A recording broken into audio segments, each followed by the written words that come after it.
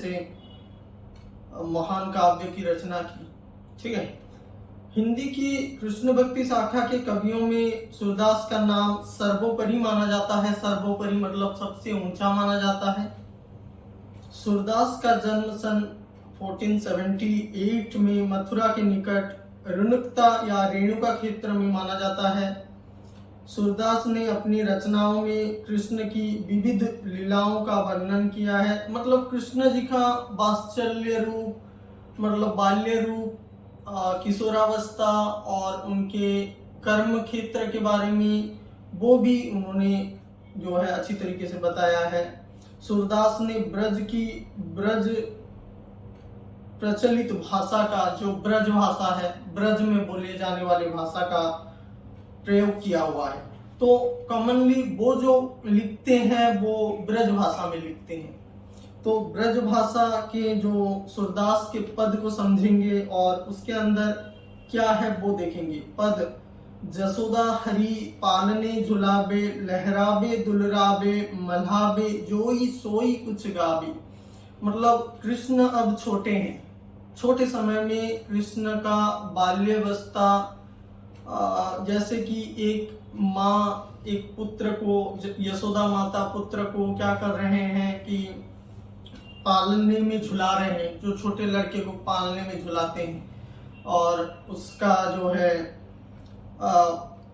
लहराबे मतलब झुलाते हैं, दुलराबे प्यार करते हैं, और जोई सोई कुछ गावे, कुछ भी मन में आ जाता है तो उसको गा करके, जब छोटा बच्चा रोता है तब कैसे, सूरदास जी का वर्णन देखो कैसे उसको जो है मतलब छोटे बच्चों को चुप कराने के लिए गाते हैं। मेरा लाल को आओ निंद्रिया को काहे न आनी सुनाबी। मतलब वो झुला रहे हैं या ऐसे सब कुछ कर रहे हैं, क्यों कर रहे हैं? अपने लाल मतलब कृष्ण जी को क्या आए कि नींद आए, नींद को बुलाने के लिए वो ये सब कुछ कर रहे हैं। मेरे लाल को आओ निंद्रिया काहे ना आनी सुनावे, तू काहे नहीं बेगही आवे, तो के कान बुलावे। मतलब इसमें बोला गया है कि नींद को कैसे बुलाएं, नींद तो जैसे भी आएगा ही। मतलब अब क्या हो रहा है कि श्री कृष्ण जी को नींद नहीं आ रहा है, इसी वजह से तो काहे नहीं बेगही आवे, तू क्यों जल्दी नहीं आ रहा है, नींद है, मेरे लड़के को जल्दी आ जा और वो सो जाए, और तुझे कौन बुलाने जाएगा, नींद को कौन बुलाने जाएगा, इस तरह से बोल रहे हैं। कबहू पलक हरि मूंद लेते हैं, कबहू अधर फरकावे। मतलब कृष्ण जी कब तो अपना पूरा पलक मूंद लेते हैं और कब जो है धीरे धीरे फड़काते रहते हैं अपने पलक को, अपने क्या पलक को ऊपर नीचे करते रहते हैं। मतलब कृष्ण जी भी तो बहुत ज्यादा नटखट थे ना, नटखट के राजा माने जाते हैं। तो कबहू पलक हरि मूंद लेते हैं, कबहू अधर फरकावे, सोबत जानी मौन है के रही, करी करी से सेन बतावी। वो क्या करते हैं कि मौन हो जाते हैं, कुछ क्षण के लिए रुक जाते हैं, और कुछ क्षण के बाद क्या हो रहा है कि वो थोड़ा नटखट है और अपना हाथ पैर हिला दे रहे हैं। तो उनको पता चल रहा है कि मेरा बेटा अब तक सोया नहीं। तो यशोदा माता उनको सुलाने में तुले हुए हैं, और जसोदा हरि पालने झुलावे, लहरावे दुलरावे, जो सोई कुछ गावे, इस तरह से जो है वो सुलाने की कोशिश कर रहे हैं, लेकिन ये कृष्ण जी क्या है कि सो नहीं रहे हैं। उसके बाद क्या हुआ, सोबत जनी मौन है के रही, करी करी सैन बतावे, इन्हीं अंतर अकुलाई उठे हरि, जसुमति मधुरे गावे। इन्हीं अंतर अकुलाई उठे हरि, मतलब इसी के बीच में वो क्या होते हैं कि अकुला करके उठ जाते हैं, मतलब बुरे स्वप्न देख करके उठ जाते हैं। होता है कि नहीं, हम कोई कोई समय पे बुरे स्वप्न देख करके उठ जाते हैं और उसके अंदर हम क्या करते हैं कि झझक करके उठ जाना जिसको बोलते हैं। उसी तरह से कृष्ण भी थोड़े से सो जा रहे हैं और बुरे स्वप्न की भांति एकदम से उठ जा रहे हैं। और जो इन्हीं अंतर अकुलाई उठे हरि जसुमती मधुरे गावे। और उसके जैसे ही वो उठ जा रहे हैं और अपना गाना फिर से स्टार्ट कर दे रहे हैं यशोदा माता। जो सुख सूर अमर मुनि दुर्लभ सो नंद भामिनी पावे, खीजत जात माखन खात। मतलब इसके अंदर सूर क्या बोल रहे हैं कि ये क्षण जो है दुर्लभ है, जो कि देखने को नहीं मिलता। और जो कि नंद, नंद के घर आनंद बोलते हैं, कृष्ण को वो क्या बोलते हैं, नंद के घर आनंद है। तो खीजत जात माखन खात, मतलब वो चुपके से जाते हैं और माखन खा करके चले आते हैं। कृष्ण जी का कैसा, मतलब एकदम से नटखट वाला कहानी है। उनका बचपन भी नटखट है और वो जो कुछ भी करते हैं, मतलब एक बाल्यावस्था से लेकर के एक भगवान का रूप तक वो इस धरती में आए और हमको बहुत कुछ जो है सिखा करके गए। तो सूरदास क्या है, उनको पाने के चाह में थे। सूरदास जी जो है कृष्ण जी का सबसे बड़े भक्त माने जाते हैं। तो उनके पूरे बाल्य रूप को लेकर के, उनके यौवन और उनके वृद्धावस्था का भी वर्णन अगर करना हो तो सूरदास जी कर दें, ऐसे वाले हैं। खीजत जात माखन खात, धीरे से जाकर के माखन खा करके चले आना। अरुण लोचन भूहटे की बार बार जम्हात, मतलब क्या बोला गया कि अपने लोचन, अपने आंखों को भौं का ऊपर उठा करके एक अलग अलग तरह का इशारा करना और भौं ऊपर उठा करके जम्हाई लेना, इस तरह का भी वो कारनामे कर लेते हैं।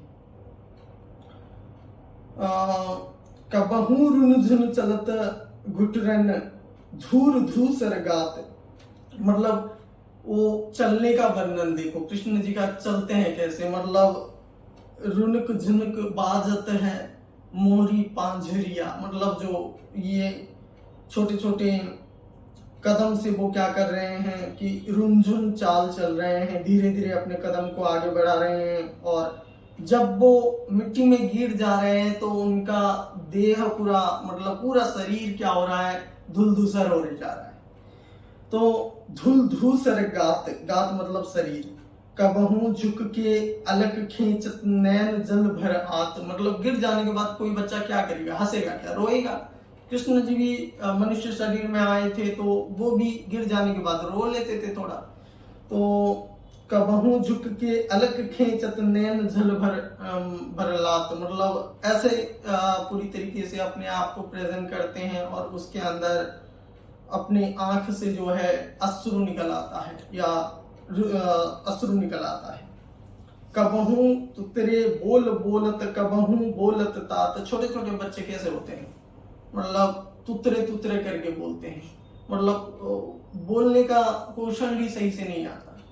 हम भी तो वैसे ही बोले हैं कि दूध को अलग कुछ नाम से, अलग कुछ अलग अलग नाम होता है छोटे छोटे बच्चों का, उनका जो वचन बहुत ही मधुर होता है। देखो मधुर होता है कि नहीं, मतलब बोलने की कला उनका अलग होता है। तो जब कन्हैया जी कबहू तुतरे बोल बोलत कबहू बोलत तात, सुरहरि की निरखी शोभा निमख तजत नामात, मतलब इस तरह से कृष्ण जी अपना वचन बोलते हैं कि माता कुछ तो समझ नहीं पाते, उससे बदले उसको ताकते रहते हैं, क्या बोल रहा है, कौन सा अजब सा लैंग्वेज ये जो है यूज कर रहा है। मैया मेरी चंद्र खिलौना लेनो, मतलब एक बार ऐसे जिद कर बैठते हैं कि मेरे को चंद्र खिलौना चाहिए, जो हमारा अर्थ का सैटेलाइट है उसको मांगते हैं, मैं खेलूंगा उससे। तो मैया मेरी चंद्र खिलौना लेनो, धेरी को पैपान करियो, वेनी सिर गुथियो, मतलब मैं पहले क्या करूंगा कि उससे खेलूंगा, उसके बाद खाऊंगा, उसके बाद मेरे वो हेयर स्टाइल सही कर देना, यशोदा माता को बोल रहे हैं। उसके बाद वो बोल रहे हैं कि धेरी को पैपान करी हो, वेनी सिर ना गुथे हो, मोती न माल ना धरी हूँ उर पर झिंझली कंठ ना ले हूँ। मतलब कुछ नहीं करूंगा तुम अगर नहीं लाके नहीं दोगे। क्या नहीं लाके दोगे? मतलब चंद्र को लाके नहीं दोगे तो मैं खाऊंगा नहीं, पीऊंगा नहीं, हेयर स्टाइल सही नहीं करूंगा, कुछ पहनूंगा नहीं, मेरे उर पर मतलब छाती के ऊपर कुछ पहनूंगा नहीं,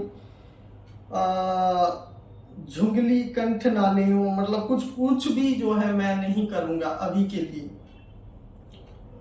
और जेन्हो लोट अबही धरनी पर तेरी गात ना एऊं। मतलब तुम्हारे ऊपर भी नहीं जाऊंगा, मैं सिर्फ जो है जमीन पे इधर उधर लुढ़कता फिरूंगा, लेकिन तुम्हारे पास नहीं जाऊंगा। इस तरह से बोलते हैं। कान लाए कुछ कहत यशोदा। मतलब जब यशोदा कान के पास कुछ कहते हैं तो दई हूं नहीं सुनी हूं। मतलब बलराम भी उस चीज को नहीं सुनते कि बलराम तू जा लेके आ, उसके अंदर तू बहाना करके चला जा, लेकिन बलराम कौन से सुनने वाले हैं, वो भी तो और एक नटखट है। चांद हूं ते अति सुंदर तो ही नबन दुलरिया व्यूं हूं। मतलब चांद नहीं लाना है तेरे लिए एक जो है नबल दुल्हरिया। दुल्हरिया मतलब समझ रही हो ना, तेरे को शादी करा देंगे। कृष्ण जी को बोल रहे हैं कि चांद से क्या खेलेगा, तेरे लिए नया दुल्हन ला देंगे, उसके साथ खेलना। और तेरी माँ तेरी भ्यों मेरी सुन मैया अबही ब्यावन जेऊं। मतलब अगर तुम वैसे ही बोलते हो तो चलो अभी ही शादी करने चलते हैं। कृष्ण जी का वैसा है ना, तुम उनको बुला नहीं सकती। मतलब अभी चलो शादी करने के लिए, वो चांद नहीं चाहिए, मेरे को शादी करा दो फुर्सत। तो कृष्ण जी जानते थे क्या ऐसे कलयुग है। सिरदास सब खाय बराती नूतन मंगल गेहूं। मतलब सूरदास के संग सब बराती खाते हैं, मतलब बारात में जाते हैं, वहां पे खाते हैं और उसके बाद वहां से नूतन मंगल को लेकर के घर वापिस आते हैं। इस तरह से सूरदास जी का पद यहाँ पे समाप्त होता है।